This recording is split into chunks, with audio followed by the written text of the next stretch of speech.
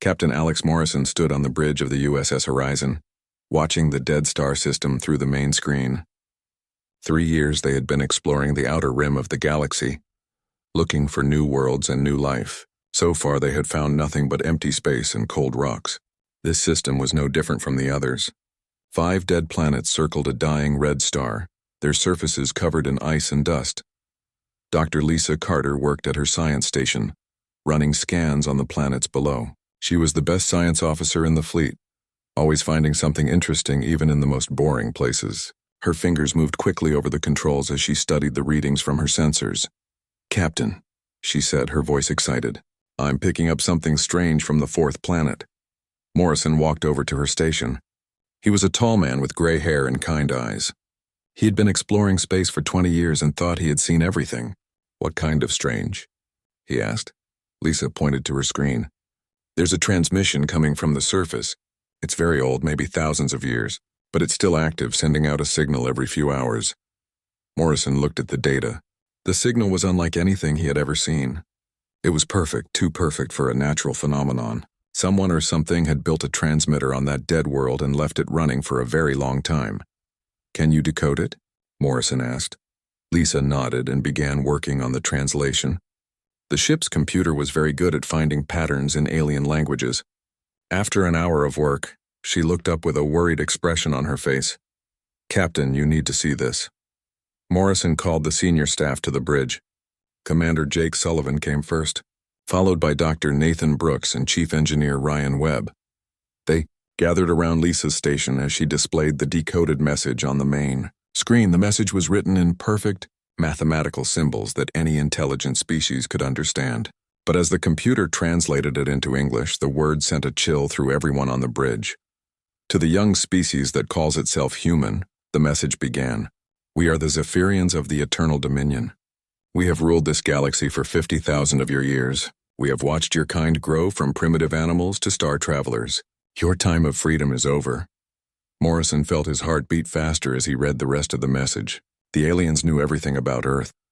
They knew about human cities, human weapons, human population. They had been watching for a very long time. "You will submit to our divine authority," the message continued. "We are your gods now, as we have been gods to 1,000 other species. Prepare your world for our arrival. Resistance will bring only death." The bridge was silent for a long moment. Jake Sullivan was the first to speak. He was Morrison's tactical officer, a young man who had fought in the asteroid wars. "This has to be some kind of joke," he said. "Nobody has ruled the galaxy for 50,000 years. Dr. Brooks shook his head. He was the ship's expert on alien life and had studied every known species in the galaxy. "The mathematics are too advanced for a hoax," he said. "And look at this." He pointed to a part of the message that showed star charts. "These maps show systems we haven't even discovered yet. Only someone with advanced technology could know these things." Lisa worked at her station, trying to find where the signal had come from originally. After a few minutes, she found the answer. "The transmission originated from the Vega system," she said. "But Captain, there's something massive there. My sensors show a structure larger than Earth's moon." Morrison made his decision quickly. "Set course for the Vega system. Best speed." The Horizon jumped to faster than light travel, crossing the distance to Vega in 3 days. What they found there made everyone on the ship stop and stare. Orbiting the bright star was a structure so large it could be seen from millions of miles away. It was clearly artificial, made of some dark metal that seemed to absorb light. Strange patterns covered its surface, and energy readings showed it was very much alive with power. Morrison tried to contact the structure, sending messages in every language the computer knew. The response came immediately, but it was not words. Instead, 3 uninhabited planets in a nearby system suddenly exploded. The explosions were perfectly timed, each one happening exactly when it needed to spell out a word in the cosmic debris. That word was Neil. The demonstration of power was clear. Whoever these Zaphirians were, they could destroy entire worlds with ease. Morrison ordered the ship to retreat immediately. "Get us back to Earth," he told his navigator. "Maximum speed." The journey home took 2 weeks, the fastest the Horizon had ever traveled. Morrison sent messages ahead, warning Earth about what they had found. By the time they arrived, the entire Solar Defense Force was waiting for them. Admiral Patricia Hayes met Morrison at the space station above Earth. She was a tough woman who had commanded the defense of the solar system for 10 years. She listened carefully as Morrison told her about the Zaphirian message and the demonstration of their power. "How long do we have?" she asked. Morrison checked the timeline. "According to their message, they're sending a representative to receive our surrender. Our best guess is 6 months, maybe less." Admiral Hayes called an emergency meeting of the United Earth Council. Representatives from every nation gathered in the Great Hall, their faces serious as they listened to Morrison's report. The debate that followed was intense and sometimes angry. Some council members wanted to surrender immediately. "We can't fight beings who can destroy planets," argued the representative from Asia. "We should negotiate and try to find some way to coexist." Others wanted to fight no matter what the cost. "Humanity has never bowed to tyrants," said the representative from North America. "We won't start now, even if they call themselves gods." Dr. Brooks spoke last, his voice calm but determined. "The fact that they bothered to threaten us instead of simply attacking tells us something important," he said. "Either they need us alive for some reason, or they're not as powerful as they want us to believe. Maybe both." The vote was close, but in the end, the council chose to resist. Earth would not surrender to the Zaphirians. Instead, they would prepare for war against beings who claimed to be gods. It was the most dangerous decision in human history, but it was also the most human thing they could do. As Morrison left the council chamber, he looked up at the stars and wondered if humanity would survive what was coming. Somewhere out there, ancient powers were stirring. Powers that had ruled the galaxy since before humans had learned to make fire. But humans had something those ancient powers might have forgotten about. They had the courage to fight even when victory seemed impossible. Director Helen Parker stood in the main control room of Project Godslayer, watching hundreds of engineers and scientists work around the clock. It had been 3 months since the United Earth Council made their decision to fight the Zaphirians. 3 months of the most intense research and construction project in human history. The project was hidden deep inside an asteroid between Mars and Jupiter. They had hollowed out the giant rock and filled it with laboratories, workshops, and the largest shipyard humanity had ever built. Thousands of the brightest minds from every nation worked together, sharing knowledge that had once been military secrets. Parker walked through the facility, checking on the progress of different teams. At 45 years old, she had managed the construction of Earth's first space elevators and the colonization of Mars. But this project was bigger than anything she had ever done before. They were trying to build a weapon that could fight gods. In the main laboratory, Dr. Nathan Brooks worked with a team of xenobiologists, studying every piece of information they had about the Zaphirians. The alien message had contained detailed scans of Earth, but it also revealed things about their technology. Brooks believed that understanding their enemy was just as important as building better weapons. "What have you learned?" Parker asked him. Brooks looked up from his computer screen, his eyes tired from weeks of constant work. "They're old, Director, very old. The energy signatures in their message suggest technology that's remained unchanged for thousands of years. That could be their weakness." Parker nodded and moved to the next section, where Chief Engineer Ryan Webb supervised the construction of humanity's first true warship. The USS Defiance was taking shape in the massive construction bay, its hull made from a new alloy that combined Earth metals with materials found in the asteroid belt. Webb was a practical man who had designed the fusion engines that powered Earth's space colonies. He understood that humanity could not match Zaphirian technology directly. Instead, he focused on making the ship fast, tough, and unpredictable. "How's our timeline?" Parker asked him. Webb wiped grease from his hands and pointed to the ship's frame. "We'll have her finished in 3 months. The weapon systems are the tricky part. We're installing plasma cannons based on our fusion technology, but we've never tested them in real combat." The weapons were Dr. Amy Foster's design. She had worked on Earth's planetary defense systems and understood how to turn peaceful technology into tools of war. Her plasma cannons used the same principles as fusion reactors, creating streams of superheated matter that could cut through almost anything. In another section of the facility, programmers worked on the ship's artificial intelligence system. Atlas was designed to learn and adapt during battle, something no human pilot could do fast enough when fighting an advanced alien enemy. The AI could process thousands of tactical scenarios in seconds and choose the best response. Parker found Captain Emma Stone in the combat simulator, practicing maneuvers that would have been impossible for older ships. Stone was 38 years old and had more experience in dangerous space than any other pilot in the fleet. She had navigated through asteroid fields, survived solar storms, and fought pirates in the outer system. "How does she handle?" Parker asked as Stone climbed out of the simulator. Stone smiled, but her eyes were serious. "Like nothing I've ever flown before. She's fast and responsive, but Director, we're still just one ship against an entire empire. We need crew members who understand they might not be coming home." Finding volunteers had been easier than expected. When the call went out for crew members willing to face an enemy that called themselves gods, applications came from every human colony in the solar system. Engineers from Luna City volunteered to leave their comfortable jobs. Soldiers from the Mars Defense Force signed up immediately. Scientists from the research stations around Jupiter abandoned their projects to join the mission. Commander Paul Martinez was chosen as Stone's executive officer. He had fought in the Titan mining conflicts and specialized in tactics that used smaller forces against larger enemies. Dr. Grace Kim became the ship's medical officer, bringing experience from the dangerous work of treating miners and colonists in hostile environments. The crew trained together for months in the asteroid facility. They practiced zero-gravity combat, learned to work with alien technology, and prepared mentally for facing beings that claimed divine power. Psychologists worked with each crew member to help them overcome the natural human fear of facing gods. Parker watched the training sessions and felt proud of what humanity could accomplish when working together. People from dozens of nations and colonies had put aside their differences to build something amazing. The Defiance was more than just a warship. It was proof that humans could unite against any threat. As the ship neared completion, long-range sensors detected movement in the outer solar system. Something large was approaching from the direction of Vega, moving at speeds that pushed the limits of what human technology could track. The Zaphirian representative was coming. Admiral Hayes contacted Parker immediately. "How much more time do you need?" she asked. Parker looked at the construction schedule. They had been working 18-hour days for months, pushing every system to its limits.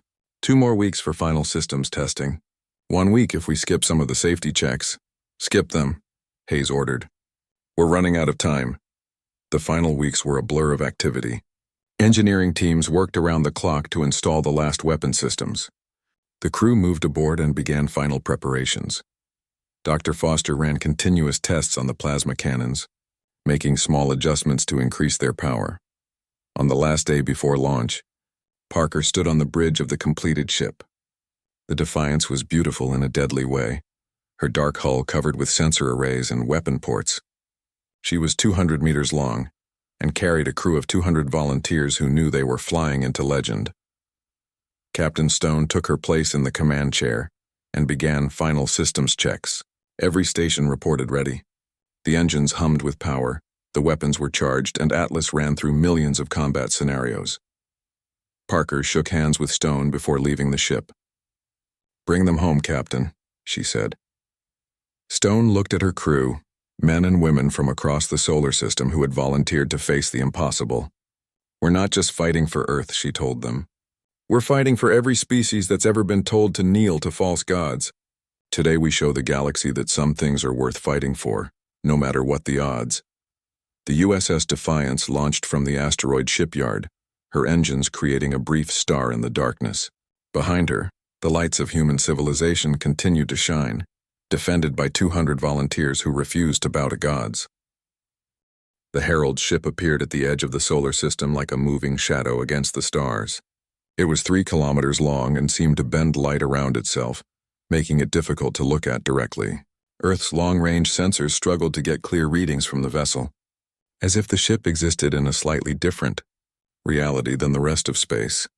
Admiral Hayes watched the approaching ship from the command center on Luna Base. Every defense station in the solar system was on high alert, but she knew their weapons would be useless against technology that could destroy planets.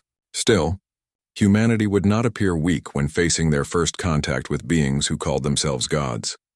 The alien ship took position near Pluto and began broadcasting on every frequency humans used for communication. The signal was so powerful it reached every radio, television, and computer screen in the solar system simultaneously. What appeared on those screens made millions of people stop what they were doing and stare in wonder and fear. The being that looked back at them was clearly not human, but it was close enough to be recognizable. It stood nearly 3 meters tall with long arms and legs that moved with impossible grace. Its skin shifted constantly between deep purple and bright silver, creating patterns that hurt human eyes to follow. Most disturbing were its eyes, which seemed to contain tiny galaxies swirling with real stars and planets. "I am HFY the Eternal," the being said in perfect English, though its mouth did not move in quite the right way for human speech. "I am Herald of the Zaphirian Dominion, and speaker for the gods who rule this galaxy.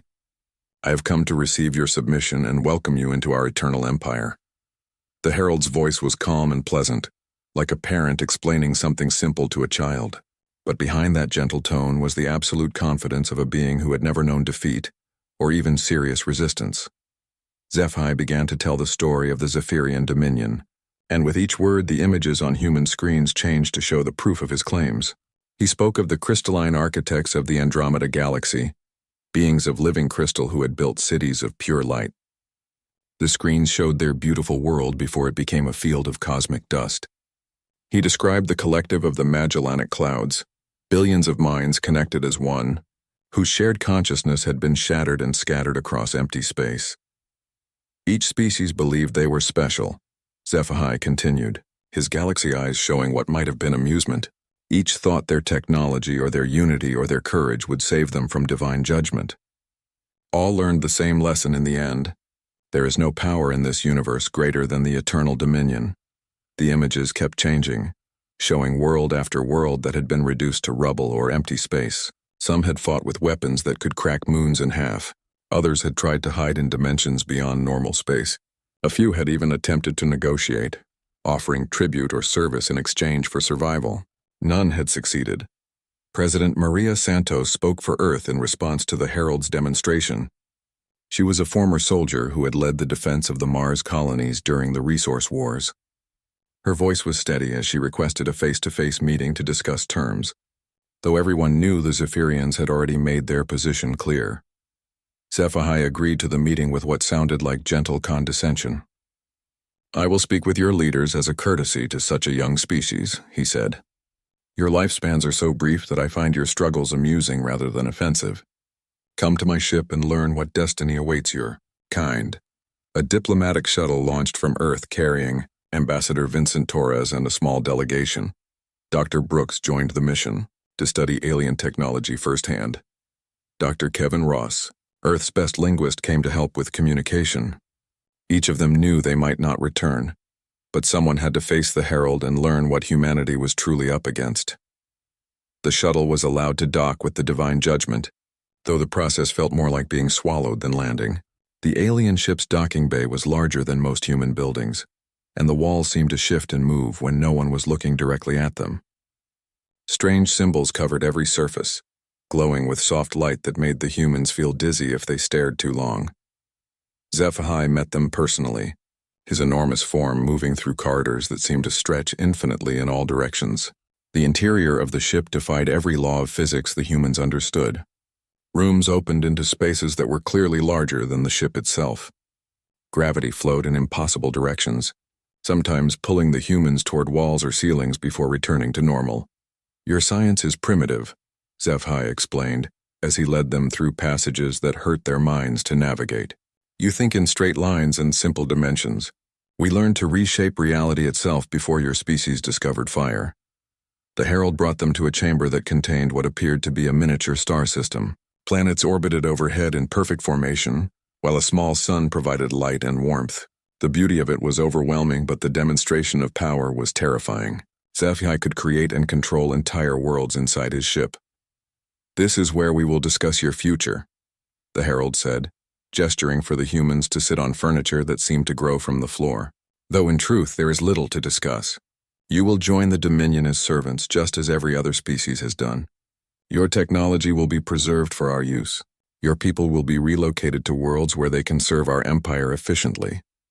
Ambassador Torres tried to negotiate, suggesting alternatives that might allow humanity to maintain some independence while acknowledging Zaphirian authority. He spoke of human achievements, their diversity, their potential contributions to a galactic civilization. His words were professional and diplomatic, But Zephi listened with the patience of an adult watching children play with toys. When Torres finished speaking, the Herald reached up toward the miniature star system floating above them.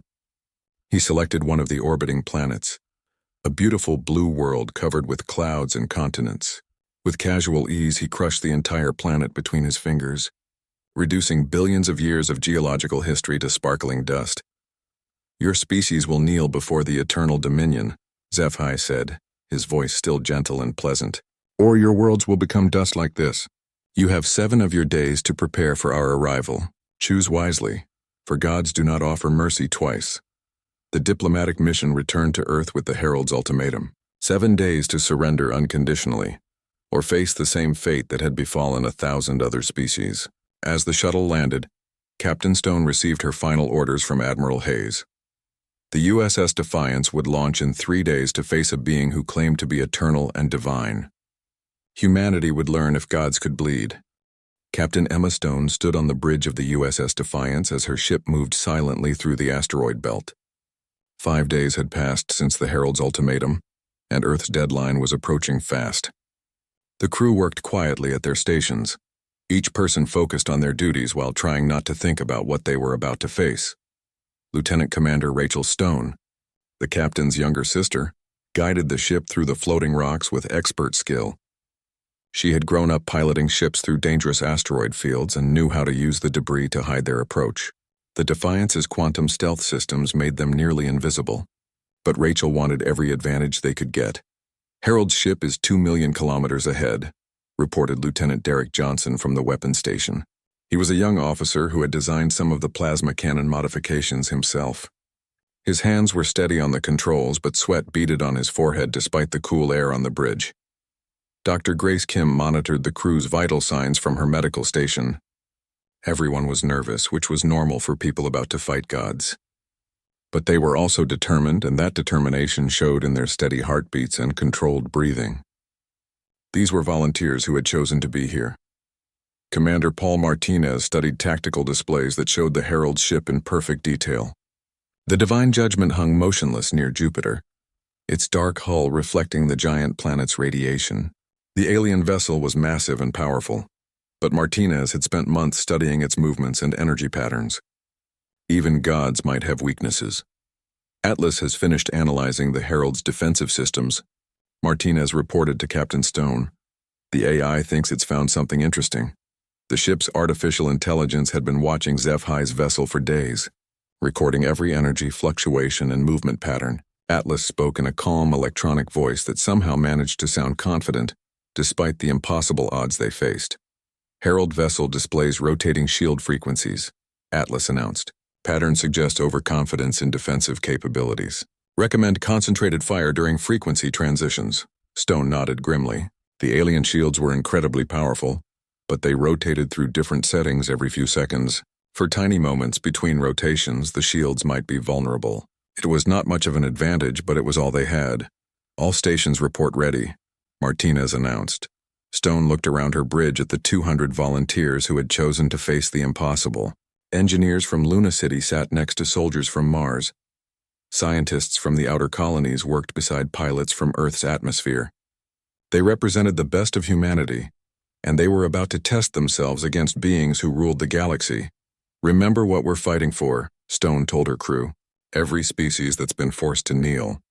Every world that's been turned to dust. Every person who's been told they don't deserve freedom. Today we find out if gods can die."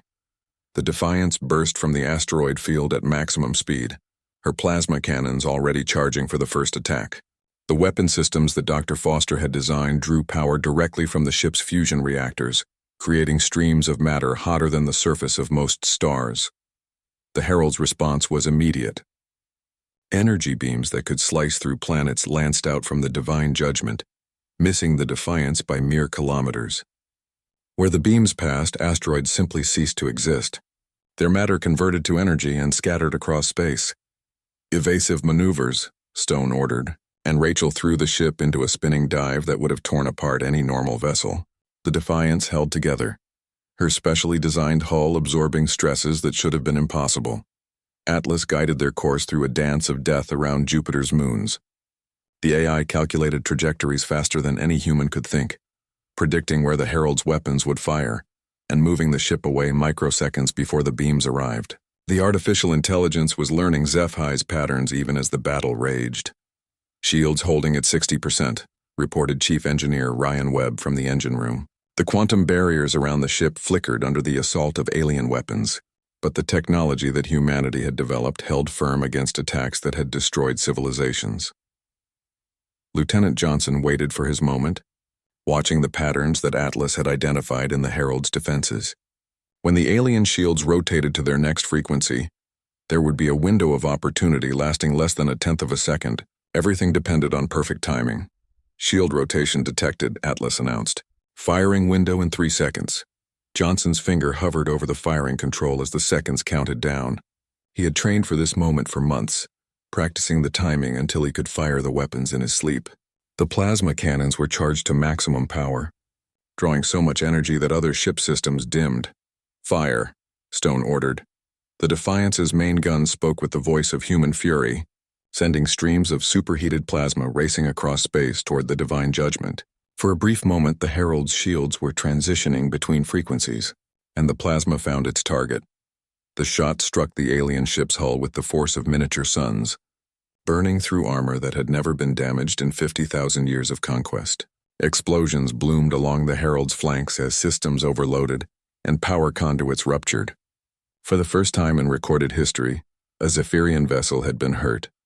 ZFI's voice echoed across space, transmitted on frequencies that made human bones ache. "Impossible," the Herald said, his calm composure finally cracking. "We are eternal. We are divine. How dare you wound the gods?" The divine judgment turned its full attention to the small human ship that had accomplished the impossible. Energy weapons that could crack moons fired continuously, forcing the Defiance to dance between beams of pure destruction. The ship's hull began to glow from near misses, and her shields flickered under the tremendous assault. Dr. Kim worked frantically in the medical bay as crew members were injured by feedback from overloaded systems. The ship bucked and rolled under attacks that tested every component to its breaking point. But still the Defiance fought on, her crew refusing to give up even as their ship was battered by divine fury. Atlas found a new opportunity as the Herald's ship pursued them toward Jupiter's great red spot. The giant planet's magnetic field and radiation belt confused alien sensors, giving the human ship moments of respite between attacks. The AI calculated a desperate plan that might give them one chance at victory. "Captain," Atlas announced, "recommend emergency power transfer to weapons. All other systems will fail, but maximum plasma discharge may penetrate Herald's primary shields." Stone knew what the AI was suggesting. They would have one shot with everything they had, and if it failed, the ship would be defenseless. It was the kind of desperate gamble that only humans would consider when facing impossible odds. "Do it," she ordered. The Defiance went dark, as every system except weapons and life support shut down. In the engine room, fusion reactors pushed beyond their safety limits to feed power to the plasma cannons. The weapons charged to levels that should have torn the ship apart. But human engineering held firm against forces that defied physics. As the Herald's ship closed for the killing blow, Captain Stone gave the order that would either save humanity or doom them all. Fire everything. The USS Defiance fired every weapon she had in one massive burst of energy that lit up space like a newborn star. The plasma cannons, charged beyond their design limits, sent streams of superheated matter racing toward the divine judgment at nearly the speed of light. The ship shook as the weapons discharged, and several systems overloaded from the tremendous power draw. Lieutenant Johnson watched his targeting screen as the plasma beams crossed the distance to the Herald's ship. The shot struck the alien vessel's shields just as they rotated to a new frequency, and for a crucial moment the barriers flickered and failed. The plasma punched through the weakened defenses and slammed into the divine judgment's hull with the force of a solar flare. The Herald's ship erupted in a chain of explosions that ran along its entire length. Internal systems that had operated flawlessly for millennia suddenly failed as energy feedback tore through the vessel's power grid. Atmosphere vented from dozens of breaches, creating brilliant streams of gas that froze instantly in the cold of space. On the bridge of the Defiance, Captain Stone watched in amazement as the impossible happened before her eyes. The ship that had seemed invincible was breaking apart, its dark hull cracking like an eggshell under the assault of human weapons. Pieces of alien technology that had been advanced beyond imagination now drifted as burning debris around Jupiter. HFY's final transmission came as his ship died around him. The Herald's voice, once so calm and confident, now carried tones of shock and disbelief that seemed to shake the very fabric of space. "This cannot be," he said, his words transmitted on frequencies that made human teeth ache. "We are the eternal gods of this galaxy. We have ruled for 50,000 years. No mortal species has ever—" The transmission cut off as the Divine Judgment's reactor core went critical. The explosion that followed was visible from Earth as a brief new star near Jupiter, burning brighter than the giant planet itself for several minutes before fading to nothing. Where the Herald's mighty ship had been, only scattered wreckage remained. The crew of the Defiance sat in stunned silence for long moments, hardly believing they had survived. Chief Engineer Webb reported that their weapons were completely burned out and would need months of repair. Dr. Kim treated crew members injured by system overloads and energy feedback, but they were alive, and they had done something that had never been accomplished before in galactic history. "Communications, send a message to Earth," Captain Stone ordered. "Tell them the Herald is dead. Tell them humanity still flies free." The celebration on Earth lasted for days. In every human city and colony, people gathered in the streets to cheer the news that impossible odds had been overcome.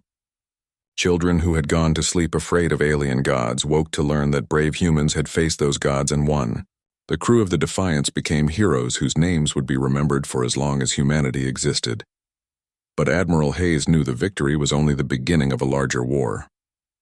In her command center on Luna Base, she studied intelligence reports that painted a sobering picture of what lay ahead. The destruction of HFY's ship had been detected across the galaxy, and the response from the Zaphirian Dominion was swift and terrible. Long-range sensors showed massive fleets assembling in the direction of the galactic core. Hundreds of ships, each larger than the Divine Judgment, were beginning their journey toward the small solar system, where mortals had dared to kill a god. The journey would take months, but when they arrived, they would bring enough firepower to turn every human world to ash. Dr. Brooks worked frantically to analyze the wreckage of the Herald's ship, hoping to learn more about Zaphirian technology before the Empire's fleets arrived. What he found in the debris gave him both hope and worry. The aliens possessed weapons that could destroy entire star systems, but their technology was old and unchanging. They had become complacent after millennia of easy victories.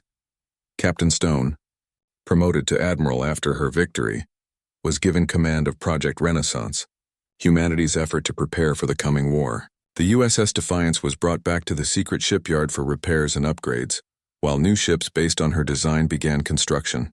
But Stone knew that even 100 ships like the Defiance would not be enough to stop the fleets now heading toward Earth. The real change began to happen in distant parts of the galaxy, where the news of HFY's death spread through subspace networks faster than any ship could travel. Species that had lived under Zaphirian rule for thousands of years began to whisper about the impossible thing that had happened. A young race had faced the eternal gods and won. On a world in the Centauri system, the descendants of the crystal architects who had escaped their homeworld's destruction began to emerge from hiding. They had spent millennia in underground cities, preserving their knowledge and waiting for a chance to reclaim their freedom. The death of a herald gave them that chance. In the dark spaces between stars, refugee fleets that had wandered for centuries began to change course toward the solar system. Where mortals had proven that gods could die, they brought with them ancient weapons, forgotten technologies, and most importantly, the knowledge that resistance was possible. The collective of the Magellanic Clouds, thought to be completely destroyed, revealed that fragments of their shared consciousness had survived in hidden installations. These survivors began to reach out to other species, forming networks of communication that the Zaphirians could not detect or control.